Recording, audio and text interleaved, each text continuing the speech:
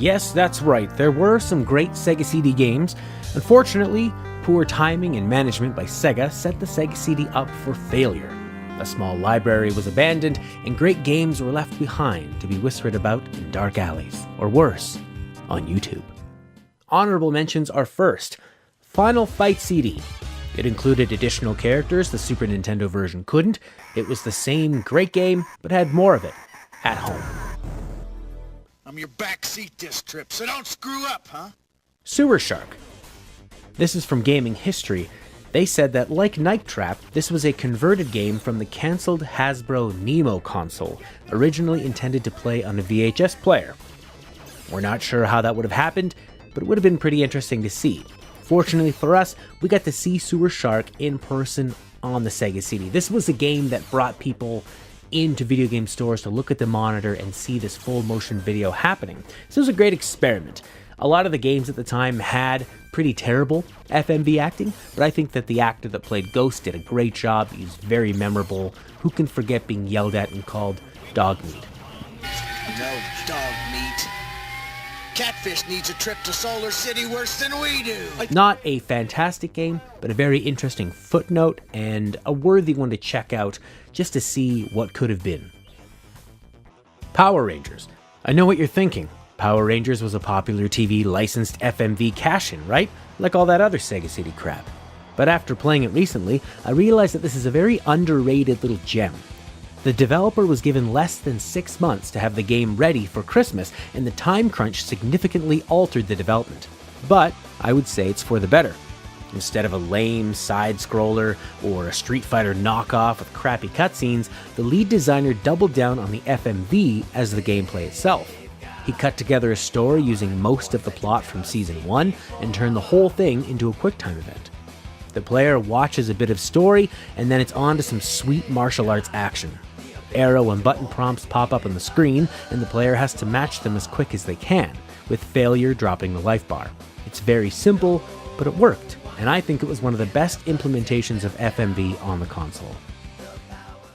Earthworm Jim. It had much better animation than the other console ports, a much better soundtrack, it had an additional level, and an additional weapon. This was the definitive way to play this very underrated platformer that I don't think gets enough love for the amount of character and personality it put in. Mario will always be number 1, but I dare say Earthworm Jim could knock Sonic off for number 2.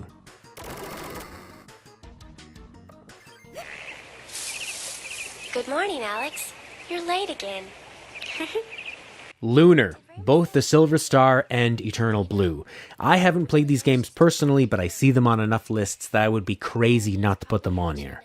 The first game came out in December 1993, and it had animated cutscenes, a great soundtrack, voice acting, and a great story. The second one, called Eternal Blue, had over 50 minutes of animated cutscenes and 90 minutes of dialogue. Many fans of classic RPGs will always list Lunar, so it has a spot here.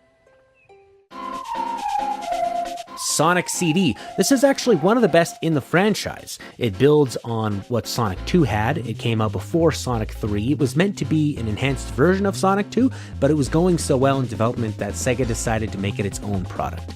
It has better music, it has interesting perspective shifts, it has time travel mechanics in the levels, it even has multiple endings depending on how you play. I really enjoyed the more psychedelic feel to the music and visuals. It's a real trippy game to play and a very solid addition to the Sonic franchise, and I would put it right up there with Sonic 2, Sonic 3, and Knuckles. Popful Mail. You might not have heard this game and you probably haven't played it. This was a charming and very challenging side-scroller that had light RPG elements. It featured a spunky main character and a plethora of great anime to flesh out the genuinely funny story. The gameplay consists mostly of platforming, hack and slash, visiting towns, exploring dungeons, and fighting tough, Mega Man-esque bosses. It was like Zelda 2 on steroids. The game still holds up today, and I recommend you check out my Let's Play on the channel. You must be Hotshot. I'm Shot Glass. Welcome aboard the Claw. Wing Commander. Before X-Wing, there was Wing Commander. The Sega CD version to me is the best way to play the first game. I recently downloaded the first Wing Commander from goodoldgames.com, and I was horrified to realize there was no voice acting. The voice acting is such a big part of this game, what made it so impressive when I played it on the Sega CD way back in the 90s. There are other versions that came out for the Panasonic 3DO and the Mac, which were called Super Wing Commander, but they're remakes and they're so completely different. They have terrible acting, a different story. The in-game visuals, I would say, are better, but I really enjoy the character, the great voice acting, the animation, and everything from the Sega CD version of Wing Commander. If you're a fan of Metal Gear Solid and you know Liquid Snake, the very famous voice actor who did Liquid Snake, and many other people, Leonardo from Ninja Turtles, he voices Colonel Halcyon.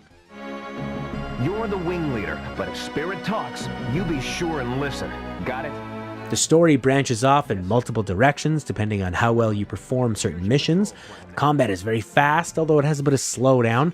You can weave in and out of asteroids, you're escorting transport ships, bombing capital ships, but the heart of the game is in between missions. Much of the plot is told to you at the bar by Shotglass, the bartender, and your fellow pilots, and they all have distinct personalities that you'll hear while sitting and talking with them at the bar or when flying missions with them. There's a chalk leaderboard sign up that keeps a friendly competition of who has the most kills, and they even give you a bonus for pegging enemy aces. And even the aces have their own personalities that are detailed in the instruction manual under the guise of a ship newsletter. It can be a bit tough to go back to now, but at the time, this was definitely one of the most premier games to have on any home console. Number 1 is Snatcher. Hideo Kojima brought his cinematic flair to Sega with Snatcher. It plays mostly as a visual novel, using first-person scenes and a menu system for conversation and investigation. There are also shooting scenes controlled with either the D-pad and a grid, or a light gun for the best effect. Having to put down your controller and unholster your sidearm must have been quite immersive for those with the right hardware. The story was very mature compared to most console games in the early 90s. There was gore, death, strippers, bombs, and even nudity in the Japanese version. Kojima went for a cyberpunk noir theme and succeeded brilliantly. The game drips atmosphere, looks gorgeous, and the story is still one of his best as it remains coherent and strong throughout. The Sega CD version was ported from the PC Engine release and added an extended intro animation and more shooting in the third act. Snatcher still holds up today and definitely deserves a re-release on newer consoles to spread this criminally underplayed game. Thanks for watching. Check out the channel for more Let's Plays, reviews, best of lists, and check out a 90skid.com for news, reviews, and a whole bunch of other crap. Bye for now.